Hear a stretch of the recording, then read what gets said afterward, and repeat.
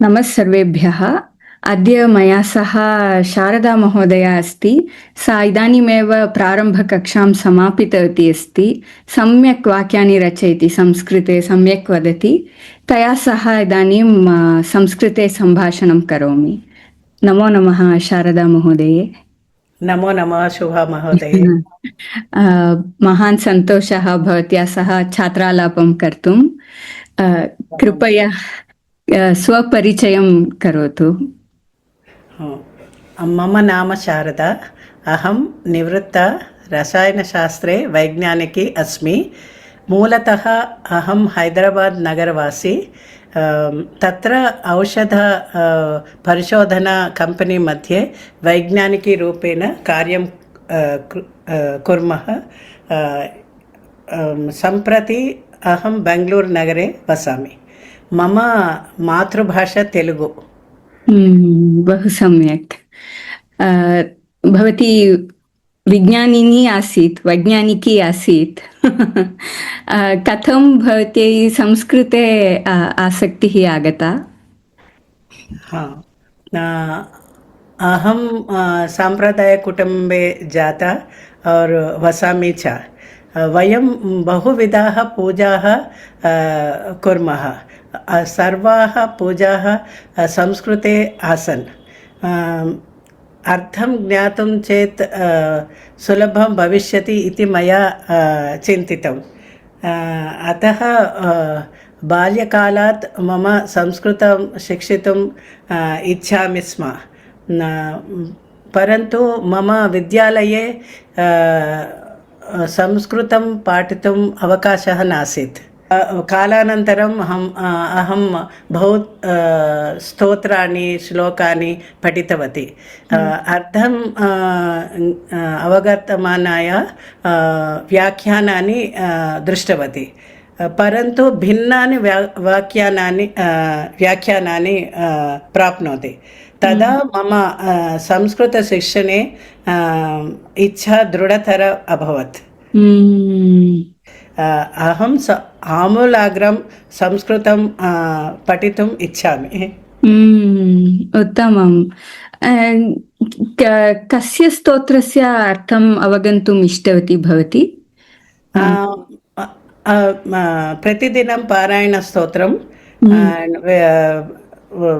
आदित्यहृदयं प्रभातकाले, रामरक्षास्तोत्रं सन्ध्यासमये। प्रतिदिनं वदति वा? एतानि स्तोत्राणि प्रतिदिनं भवति? प्रतिदिनं। ओ, बहु सम्यक्। इदानीं संस्कृतं शिक्षणीयम् इति कथं निश्चितवती? किमपि कापि प्रेरणा अभवत् वा इदानीं? भवत्याः चलनचित्राणि प्रेरणानि। अहं यूट्यूब् मध्ये संस्कृतं दृष्टवती। कदापि टैम् मिलित्वा भवत्याः चलनचित्रं दृष्टवती। तभी प्रेरणं जिज्ञासा जाता। मम सन्तोषः, मम चलचित्रं दृष्ट्वा भवत्यै प्रेरणा अभवत् इति। निश्चयेन। धन्यवादः। इदानीं संस्कृतं शिक्षितवती अस्ति। शिक्षित्वा इदानीं किमपि प्रयोजनं भवत्या अनुभूतं वा? शिक्षित्वा अहं किञ्चित् संस्कृतं जानामि इति भावयामि। नित्यं पारायणस्तोत्रं किञ्चित् अर्थं ज्ञातुं स्मरणं सुलभं भवति। अतः ततः भक्त्या पाठयामि। प्रवचनश्रवणसमये व्याख्यानात् पूर्वमेव श्लोकस्य अधिकभागम् अवगतुं पारयामि। ओ, बहु सम्यक्। उत्सवेषु मित्राणां बन्धूनां संस्कृते अभिनन्दनानि प्रेषयामि। एतनि बहु सन्तोषम् अनुभवामि। समूहे मम अभिनन्दनानि आकर्षणीयानि अभवत्। कथम्? Everything in English, only main is in Sanskrit. समीचीनम्।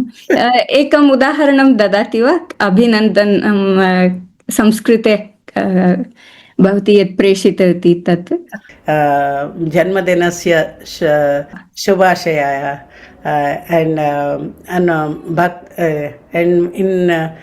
एकस्मिन् चलनचित्रं जन्मदिनस्य गीतं विवरन् दृष्टवती। सर्वे कुटुम्बसभ्ये कण्ठस्थ कृतवन्तः वा? कृतवन्तः। सो whenever birthday happens, we all sing in chorus. बहु सम्यक्। मम दौहित्रे पुत्री जामाता वैवाहिकी, we all say together. ओ बहु सम्यक्। मम कक्षायाः विषये प्रायः भवती यूट्यूब् तः एव ज्ञातवती इति। यूट्यूब् संस्कृतस्य पठनार्थं यूट्यूब् मध्ये तत्त्वं चानल् दृष्टवती। अस्य नाममेव आकर्षणीयम् आसीत्। परिचयसम्भाषणे भवत्याः संस्कृतानुरागं दृष्ट्वा मम जिज्ञासा जाता। प्रारम्भकक्षायाः अनुभवः कथम् आसीत्? प्रारम्भकक्षायाः अनुभवः उत्तमम् आसीत्। भवत्याः पाठ्यप्रणालिका बहु शोभनमस्ति। प्रत्येकसाप्ताहिक वर्गे शब्दकोशः, व्याकरणं, सम्भाषणं, कथा, गृहपाठम् इत्यादयः भागाः सन्ति। साप्ताहिककथायां सम्भाषणे च तत्सम्बन्धी व्याकरण समावेशिता अस्ति। एतत् बहु उत्तमम् अभ्यासं भवति। भवत्याः सुभोजनशैली मह्यं रोचते। नूतनविषयबोधने इदं सुलभं, चिन्ता मास्तु, सहजतया अवगतं शक्यते इति भवत्याः वचनं मम आत्मविश्वासं वर्धयते। धन्यवादः। सजीवकक्षासु अपि भवती प्रत्येकं छात्रं सहनपूर्वकं सम्भाषणं करोति स्म। आजीवं कक्ष्याः प्राप्ते वरदानमस्ति। एतत् सजीव शब्दकोशसदृशम् अस्ति। भवत्याः वर्गस्य चलनचित्राणि अपि बहुत सुन्दराणि है। अतीव सुन्दराणि चित्रम् अस्ति चलनचित्रस्य। धन्यवादः। अहं स्मरामि भवती रामशब्दं कण्ठस्थीकृतवती खलु? भवती इदानीं वक्तुं शक्नोति वा? यतः बहवः वदन्ति मम वयः अभवत्, अहम् इदानीं कण्ठस्थीकर्तुं न शक्नोमि इति, परन्तु भवती निवृत्ता अस्ति। तथापि भवती कियता परन्तु भवती बहु उत्साहेन कण्ठस्थीकृत्वा कक्षायाम् अपि उक्तवती। भवती रामशब्दं वदति चेत् अहं चिन्तयामि बहुभ्यः प्रेरणा भवति। कृपया एकवारं वदतु। रामः, रामौ, रामाः, रामन्, रामौ, रामान्, रामेण, रामाभ्यां, रामैः, रामाय, रामाभ्यां, रामेभ्यः, रामात्, रामाभ्यां, रामेभ्यः, रामस्य, रामयोः, रामाणां, रामे, रामयोः, रामेषु। बहु सम्यक्, अत्युत्तमम्। इदानीमपि स्मरति। एतत् भवती मासत्रयात् पूर्वं कण्ठस्थीकृतवती इति मन्ये, अथवा मासद्वयात् पूर्वं। कण्ठस्थीकरणं न आवश्यकं, कण्ठस्थीकरणीयमेव इति नास्ति, परन्तु क्रियते चेत् उत्तममेव। भवती बहु सम्यक् कृतवती। कथं भवती कण्ठस्थीकृतवती? During classes means when I was taking course, I used the time when you set the table every day. I used to repeat Smaran Kurtavati. प्रतिदिनं. Pratidinam. And Rama table is also there. So Rama I used to confuse. So I by hearted Mala table. So it is different from that. And Tat table also I have. वदति वा तदपि माला शब्दं? माला, माले, मालाः,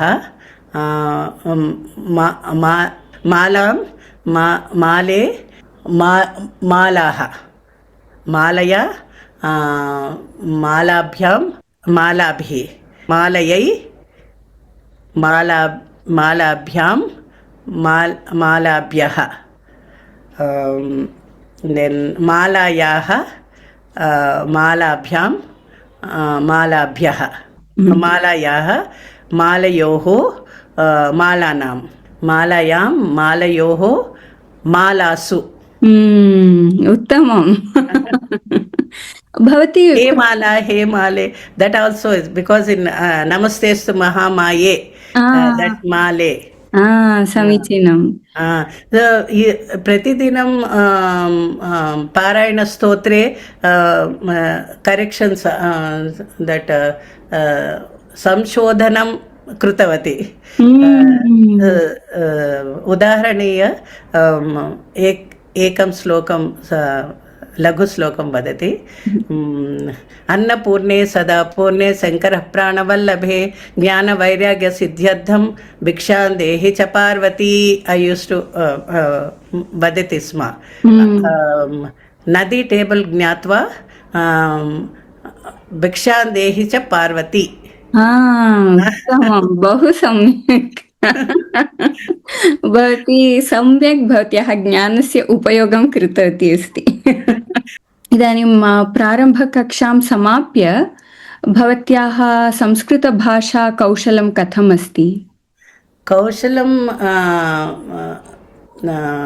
सुलक्षणम् अभवत्. इम्प्रूव्ड्.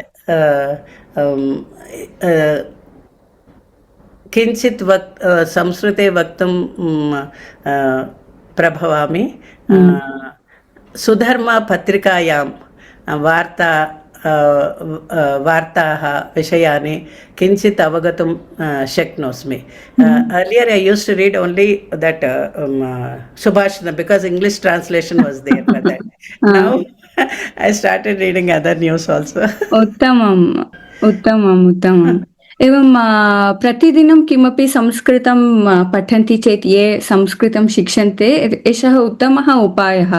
सुधर्मपत्रिकां वा अन्यत् किमपि पुस्तकं वा किमपि प्रतिदिनं संस्कृतस्य पठन्ति चेत् बहु उत्तमं. बहवः संस्कृतं शिक्षितुम् इच्छन्ति, संस्कृतकक्षामपि आगच्छन्ति, आरम्भं कुर्वन्ति, परन्तु मध्ये विघ्नाः भवन्ति. तत्कारणेन ते मध्ये एव स्थगयन्ति. प्रायः भवत्यै विघ्नाः आगताः स्युः. कथं भवती तत् तीर्त्वा कक्षां समाप्य एतावत् संस्कृतं ज्ञातवती? कोऽपि उपायः अस्ति चेत् अन्येभ्यः सूचयतु कृपया. दृढनिश्चय सङ्कल्पं कृतवान्. विघ्नेषु आगस्तु अपि अभ्यास न त्यज. I give उदाहरणस्य दूरवाण्याः शक्तिः क्षीणा भवति, तदा पुनः विद्युत् पूर्यते. तथैव बाधासु अपि अभ्यासः न मा त्यजाः. समीचीनम्. प्रत्येकेन भारतीयेन स्वल्पमपि संस्कृतं पठनीयं। विदेशिकाः अपि अस्य महत्त्वं ज्ञात्वा एतां भाषां पठन्ति। एतत् नाममेव सूचयति एतत् संस्कृतं सम्यक् कृतं भाषा अस्ति। एतत् एषा वैज्ञानिकी तार्किकी भाषा वर्तते। आम् सत्यम्। भवत्याः मातृभाषा तेलुगु, तत्कारणात् भवती संस्कृतशिक्षणं सुलभम् अभवत् स्यात् खलु? किञ्चित् भारतीयानां संस्कृतं कठिनं नासीत्। प्रादेशिकभाषासु संस्कृतशब्दाः बहूनि संस्कृतशब्दाः प्राचुराः सन्ति। अजानन्तः अहं तान् प्रयोगं कुर्मः। परन्तु पठनाय दृढनिश्चय समयं प्रतिदिनं दानं च आवश्यकं है। तत् यत् पठितं पुनरावृत्तिः करणीयम्, अवश्यं प्रतिदिनं करणीयं। सत्यम्। एकवारं पाठं पश्यामः चेत् अपर्याप्तं, पुनः सत्यं। भवती कियत् कालं प्रतिदिनं पठनार्थं स्थापितवती? 2 घण्टा। यतो व्याकरणं शब्दकोश लिखितवती। यदि लिखितुं स्मरणं सम्यक् भवति इति मया चिन्तितम्। आमामां सत्यं, ममापि सः एव अनुभवः। लिखामः चेत् सम्यक् स्मरणे भवति। प्रतिदिनं घण्टाद्वयं भवती पठति? Every day. उत्तमं, बहु सम्यक्, बहु सम्यक्। I used to make time for it. उत्तमं, बहु प्रेरणात्मकम्। अन्ते अन्यत् किमपि भवती वक्तुम् इच्छति वा? अन्ते